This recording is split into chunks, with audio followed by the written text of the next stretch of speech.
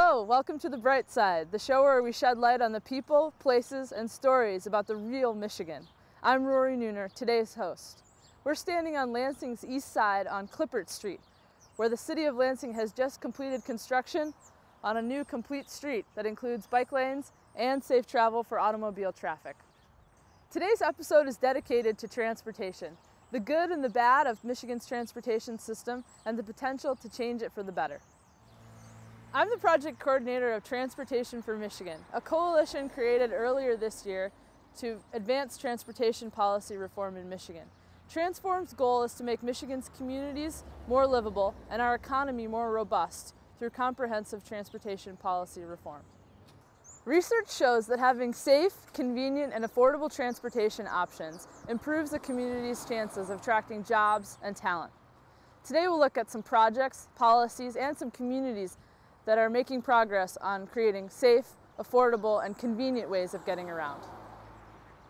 We're standing now on Lansing's beautiful river trail system, a 13-plus mile walkable, bikeable, recreational trail system that connects Old Town, downtown Lansing, with MSU's campus and the city of East Lansing.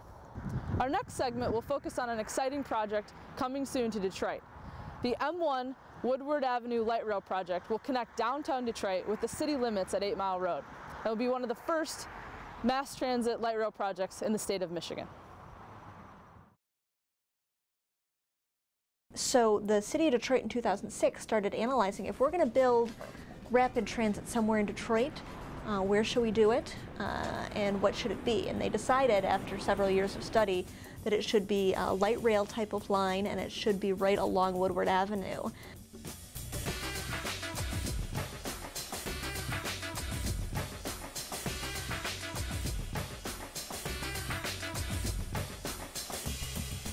So for at least 5 years now, the city of Detroit has been working on developing light rail.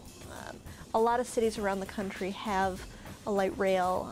It's a on-street rail line where there's rails built right into the ground, and there are overhead electric lines. So it's a lot like a bus in that it drives on the street, but it's a lot faster and generally more reliable, more attractive, more convenient than regular buses are.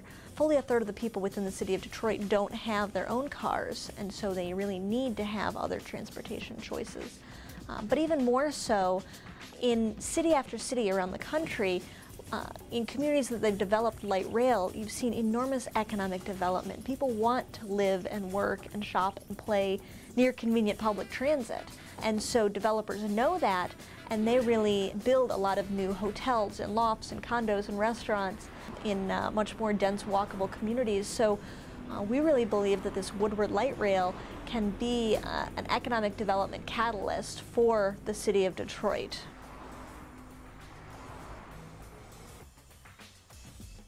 They actually just completed a critical step on developing an environmental impact study, which the federal government requires, and making the final decisions about exactly where the line's going to go, where the stops are going to be.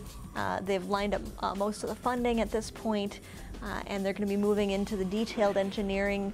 Construction could start as early as next year, and we should be riding in about 2015.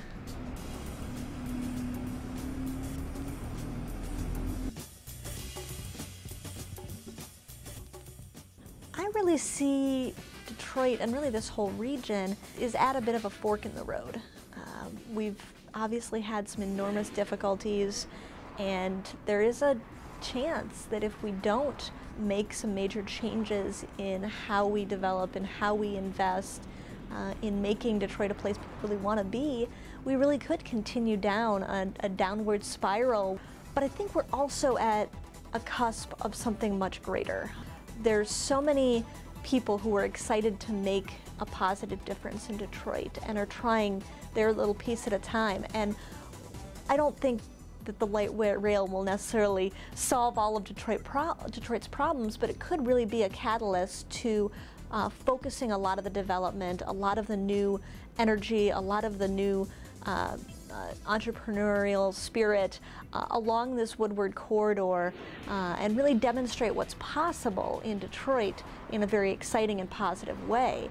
I really do think that this Woodward Light Rail project can be a catalyst for something great for Detroit.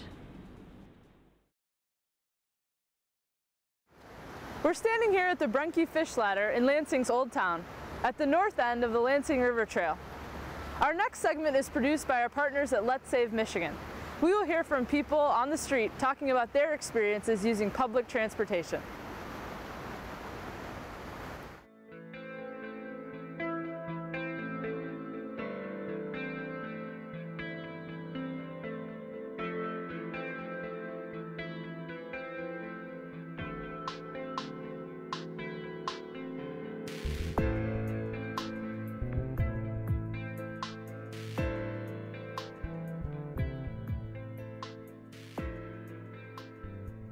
For myself, I'd love to have a wider variety of transportation options. If public transit in Detroit were reliable, I would take it to work. It would really help me to be able to look for jobs in other cities around the state like Ann Arbor or Lansing if we had better public transportation. I would love better transportation options.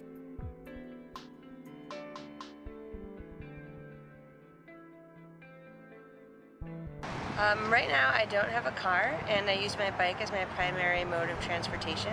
I'm not quite sure what I'm going to do in the winter time and I would love some options so that I don't have to get a car. Detroit's public transportation is not reliable for me to be able to use it in any sort of meaningful way with my business or my entertainment needs. I mean, I really think we need to make a much stronger effort to provide public transportation. Well, I moved from Boston where there was public transportation right down the street, and when we moved to Detroit it was kind of a downside because it's just buses that run sporadically, don't really know the schedule, and there's really just the people mover.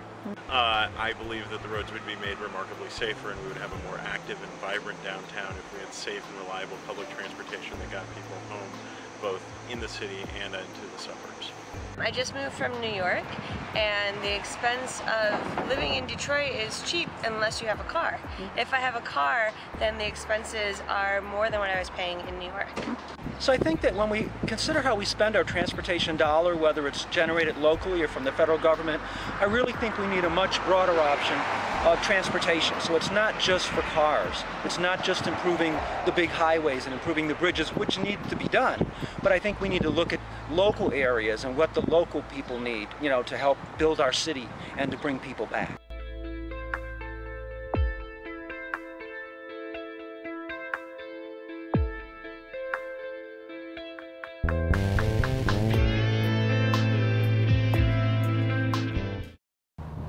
Next, we'll hear about a local bike trail system and its positive impact on the community.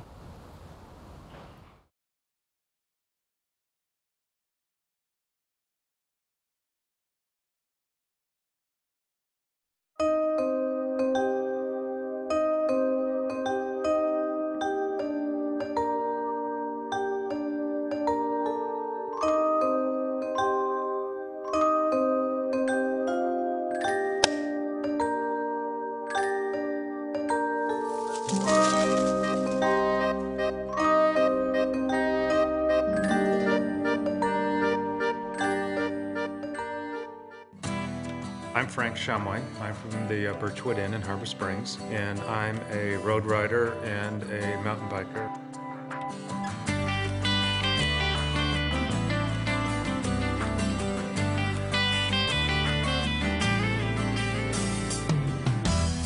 I ride a lot on M119 on the Tunnel of Trees, but also it's fun to get around the water, of course, being in northern Michigan.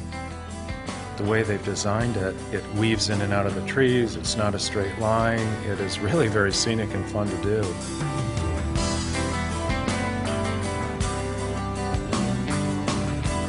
You just see trees, hear birds, and see the water off to your right. Heaven only knows where you can imagine you are in a country that could be any prettier than that.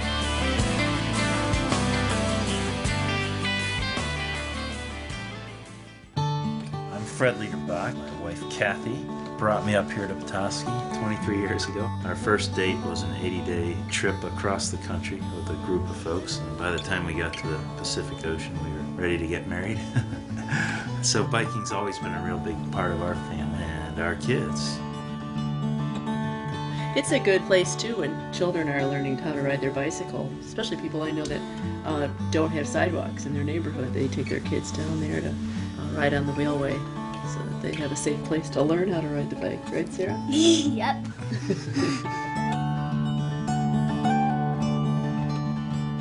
Just the activity of biking allows you to see a lot of things and experience a lot of things in life that you wouldn't get to in a car where you're distracted by all the other traffic.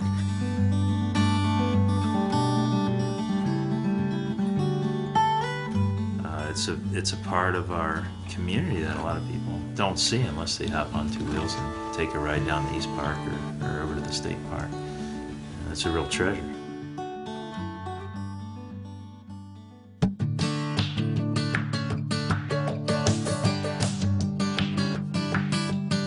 Hi, my name is Christian Janssens. I'm the owner of Latitude 45 Bicycles and Fitness in Petoskey, Michigan.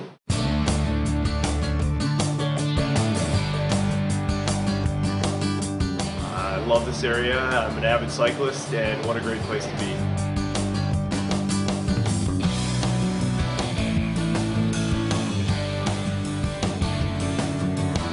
I love this path because it gives me a safe way to go out and exercise and enjoy myself. I don't have to worry about cars. I can take my family out. I can enjoy myself with my family on a bike. That's realistic. I'm not going to run my 5-year-old boys down the side of the road. But to be able to go on this bike path is a blessing.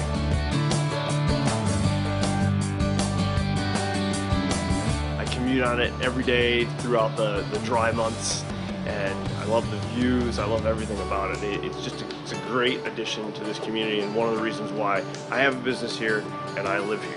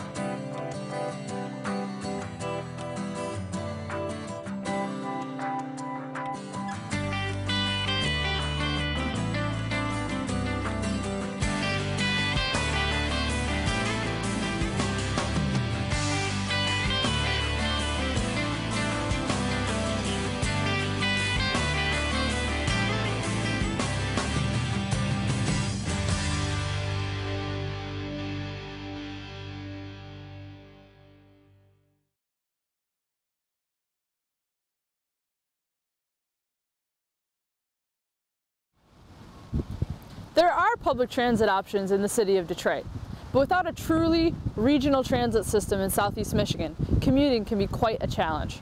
Our next segment will show you how.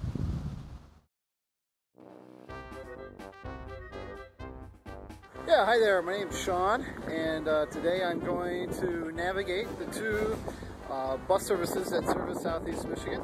And our journey is going to start out here in Southwest Detroit, right in front of my house, actually. And we're going to take a bus from here to my parents' home in Livonia. And so, first off, we'll be starting off by getting on the 27 bus, the eastbound 27 bus at West Grand Boulevard. We're going to take that downtown. From there, we're going to head out to the suburbs. Here I am on the 27 bus, which is surprisingly full for the middle of an afternoon on a weekday. It is now 3:27. That took 10 minutes for the 27 bus to get us downtown Detroit. Using Google Transit, I'm now going to try to find the Smart Bus, which has some pickup here in downtown Detroit, and make my way out to Farmington.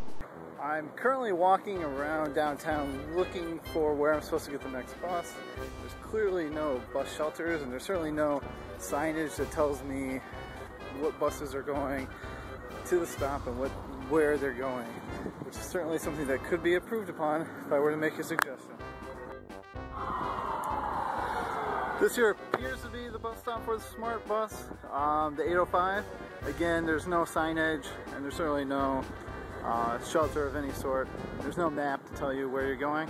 So unless you have access to internet or you have some vague idea like where you want to go, it'd be pretty hard to navigate the system. Hearing I was in the wrong spot, I went back to the Rosa Parks Transit Center to get directions and make sure I was catching the bus in the right place. There I found there was actually no information about the smart bus system, no maps, no schedules, anything. I was directed towards a phone number which was not working, and I was also had my smartphone and tried to go on the smart website, which was down. I was then told to walk 4 blocks over to the smart headquarters at the Buell building to find information. Here at the Buell building, I found a very helpful smart kiosk full of information about the smart system, but much like Rosa Parks, it didn't have any information about the other transportation system in the region. I eventually found myself at the shelter for the 805 bus, which took me to Farmington. Much like other stops in the downtown, this had no signage as to which bus was coming and where the buses were going. The 805 bus was full of commuters traveling from downtown to Farmington. It was very pleasant, and most people seemed to actually know each other from their daily commutes. It is now 5 o'clock. The 805 bus just dropped me off in downtown Farmington, Michigan, and I've got to connect on the 385, which was going to take me down to Livonia. Well, we're now at the end of the line. I just got dropped off by 385 bus here at 8 Mile. The reason this is the end of the line is because Livonia opted out of the smart bus system. There is a transit system in Livonia, but it's only for seniors and disabled, and you have to call in advance to set up a ride, which isn't convenient for someone who's able-bodied and chooses not to drive a car. Or it's really not convenient for somebody who wants to work in Livonia at one of the many employers who doesn't have access to a car. I then started walking the final 3 miles to my parents' house. After a short distance, I got tired and worn out and decided to call them. This was too pathetic to be documented. All in all, my trip took me just over 2 hours and 3 bus trips to get from my home in southwest Detroit to the Farmington-Livonia border at 8 Mile. I'd say it was a pleasurable experience with buses running on time and buses being primarily full. The one disappointment I'd have to say, was my inability to get to my final destination, or was close to via transit, and the poor communication in terms of advertising routes between SMART and VDOT. Now you've seen an illustration of the problem. Southeast Michigan needs truly regional transit solutions. One possible way to get there is for the Michigan legislature to move on a package of bills that would create a regional transportation authority for Southeast Michigan. A regional transportation authority will allow the governmental structure and possible funding sources for regional transit to truly work for Detroit and the Detroit suburbs. The Transportation for Michigan Coalition supports the creation of a regional transportation authority.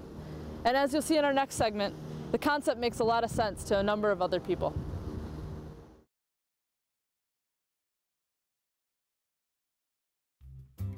Do you guys think we'll see a regional transit authority in our lifetime? With the government so-so, I'm highly skeptical. What are you guys talking about? It's something legal. Our lawmakers just don't get it. They're scared to work together on meaningful legislation. Are we going to be plagued by this 1980 mindset forever? The RTA will help coordinate transit service for the whole region. The RTA will allow us to raise money to run buses and trains. It's really a no-brainer. Cool! Public transit is woefully lacking in Detroit. And with the cost of gas these days, forget it. My dad says he doesn't care about this because it's in Detroit and we live in Lansing. But I tell him he should just take them all. Connecting Michigan is important for the whole state. I mean, come on, we live in a global. So what can we do? Well, we can't vote yet, but we can tell our parents about it. Let's empower the RTA. Let's raise money for buses and trains. An RTA equals economic growth. We should tell our parents to call our legislators. Michigan legislators, get on board! So have you ever been walking on this trail before? The one we're on? A lot of times. A lot of times. the river trail. Do you live near it? Oh yeah, we live close to it. We actually walk the most. Well, sometimes we go to parks and walking. And when I get a little, like when I'm 5, I get to ride my bike all the way to school. I can ride it really fast. I can even beat Mama. What are some places you like to go to? Louisiana. Louisiana? Mm-hmm. Wow, how do you get that far? We drive, and I drive my Jeep around the yard, pretend I mow the lawn. And when you steer that way, it goes that way. When you steer that way, it goes that way.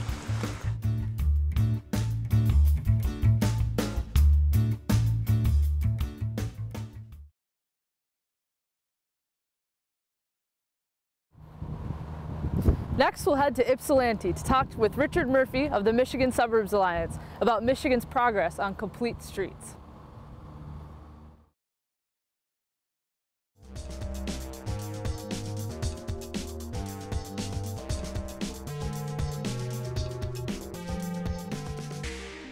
Complete streets is the idea that streets should be built for all users.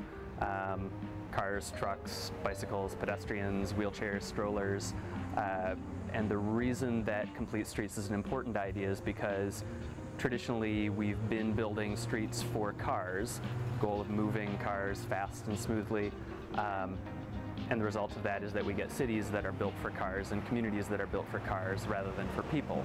So if we start designing streets for all the ways that people need to move, then we get communities that are built for people rather than just for moving and storing cars. Complete streets really is gaining a lot of momentum in Michigan. We actually are leading the country right now in the number of complete streets resolutions and ordinances that have been passed at the local level. We've adopted over 50 local policies just this last year and a half or so. The City of Ferndale, back in November 2010, passed its first complete streets ordinance, and we were one of the first cities to pass the ordinance along the Woodward Avenue corridor. Just within the past few months, Ypsilanti became the, I think, 8th city in the state of Michigan to pass a complete streets ordinance. Basically, this codifies the idea that this is an important idea for the city and that we will approach all of our road projects in a complete streets fashion. And so our bigger vision is how do we improve connectivity and mobility in our own communities, but how do we do it across communities and connecting the cities along the corridor and into Detroit. You know, one of the neat things about complete streets, there's no one way to complete a street. So complete streets look a little bit different in an urban setting versus a rural setting versus a suburban setting. But some of the common features of complete streets are things like bike lanes, safe sidewalks, and curb cuts and things like mid-block crossings for pedestrians, and other things simply like adjusting the timing of the lights so people with disabilities or people pushing strollers or older folks can get across the street safely. We are at College Place and Forest Avenue in the city of Ypsilanti, basically the front door to Eastern Michigan University, and a pretty busy location for traffic of all kinds. So on Forest Avenue behind me, it used to be just traffic lanes for cars and sidewalks without ADA accessible curb ramps.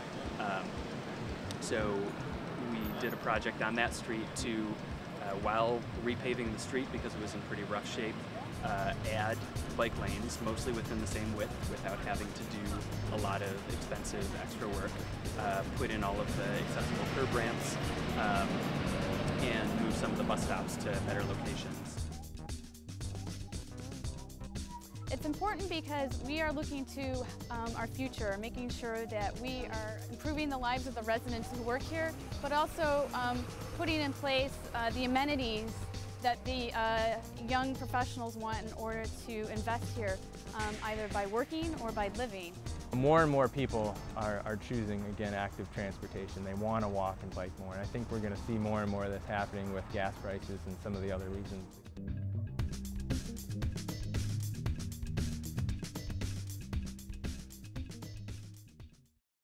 We're We're here in downtown Lansing at the CATA Transportation Center, a hub of activity for CATA buses. Next, we'll sit down with Dr. Michael Belzer of Great Lakes Global Freight Gateway to talk about major rail initiatives in Michigan. Hello and welcome to What's the 411? I'm Tiffany Lemieux McKissick and we're here today with Dr. Belzer from Great Lakes Global Freight Gateway. So how are you doing, Dr. Belzer? Pretty good. A little warm. Yeah, it's a little bit warm today, I agree. So can you tell me a little bit about what's happening around the state and what you're doing? The Great Lakes Global Freight Gateway is a plan to develop freight transportation in this region so that this region can become the new Chicago, the center of freight transportation in the Midwest. And why is this so important? It's important because we need to have access to global markets in a global trade era. So the global trade center for the Midwest has been Chicago for a long time. But Chicago is very crowded, congested, hard to get in, hard to get out, very expensive place to operate structurally. Whereas we have a lot of assets and resources as well. And this is actually the fastest, cheapest way to get freight to the industrial Midwest. It's right here. So we're not talking about passenger at all. We're talking strictly commercial freight.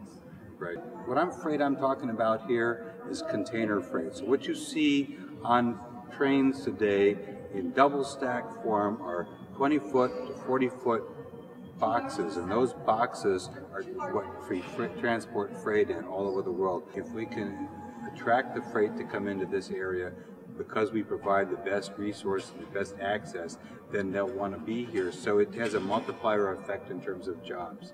So that we're looking at this overall effort producing something in excess of 200,000 jobs and $10 billion a year of economic activity.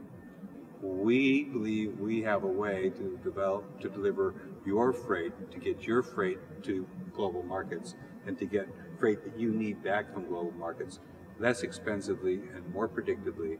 Like I said, saving $93,000 on 100 containers a year, that's a lot of money. That's a lot of money for the value of goods. And we can save people from 2 to 11 days in time, and the time value of money is huge. So if we can save them that much money and serve those West Michigan customers, then it'll matter to them what happens in Southeast Michigan. So we need to tie the state together. I look at this as in part a mechanism for tying the state together, but I'm not asking anybody to do anything for free. I'm saying we'll tie the state together by making this part of the state useful to you. So if someone wants to get more involved or find out information, where can they go?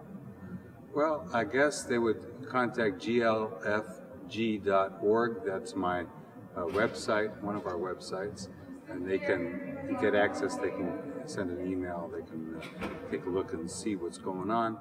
Thank you so much. Okay. It was a pleasure, and this has been the 411. Thanks for joining us.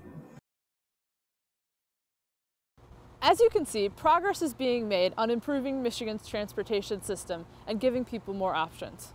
But serious challenges do still exist.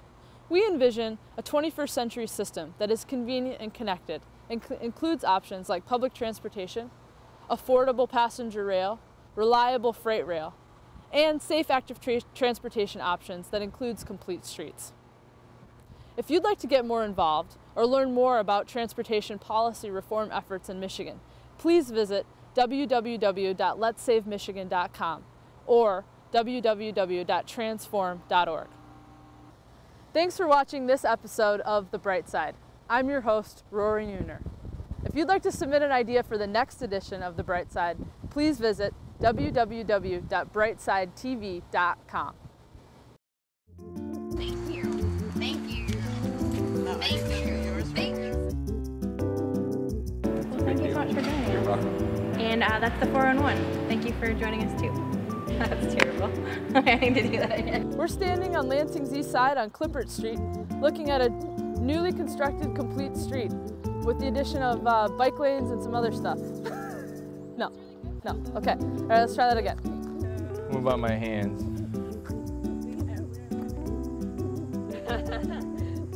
Okay. So, what about you? Do you like to bike or walk? I like to, I like to watch movies. We're standing on Lansing's beautiful river trail system, a 13+ connected something or other. Okay, hold on. We can't go outside and play at our park. Why not? Because our couch is in front of the place where we get there.